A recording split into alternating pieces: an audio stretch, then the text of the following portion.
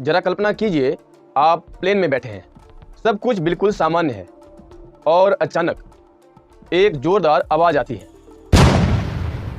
और आपके सिर के ऊपर आसमान ही गायब हो जाता है। ना कोई क्रैश, ना कोई टक्कर, फिर भी पूरा विमान हवा में टूटने लगता है।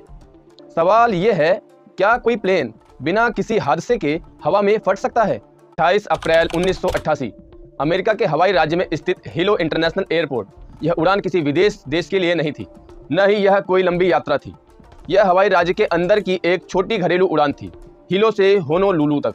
विमान बोइंग 737-200, यात्री और क्रू मेंबर मिलाकर 95 लोग सवार थे। सुबह की हल्की धूप, समुद्र से आती ठंडी हवा और एयरपोर्ट पर रोज जैसा माहौल।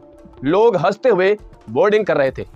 कोई बिजनेसमैन मीटिंग के लिए, कोई ऑफिस जा रहे थे, कुछ छुट्टी मनाने के लिए, कुछ बस घर लौट रहे थे।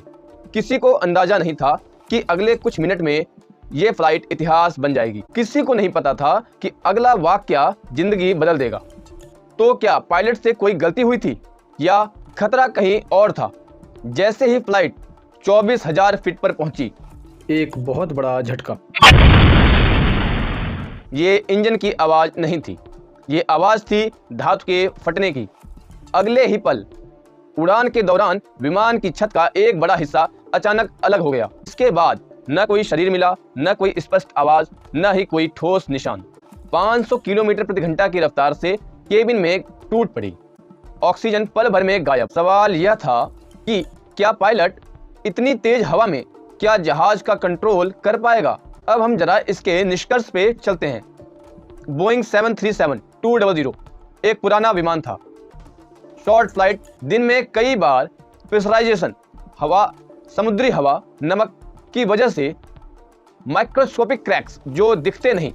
विमान बाहर से मजबूत दिखता था, लेकिन अंदर से वो पूरी तरीके से थक चुका था और एक दिन वो थकान फट गई। तो मन में एक और सवाल आता है कि क्या यह हादसा टाला जा सकता था? इस हादसे के बाद एविएशन नियम बदले गए, इंस्पेक्शन के तरीके बदले गए, पुराने एयरक्राफ्ट की पॉलिसी बदली गई, मेंटेनेंस साइकिल सख्त कर दी गई।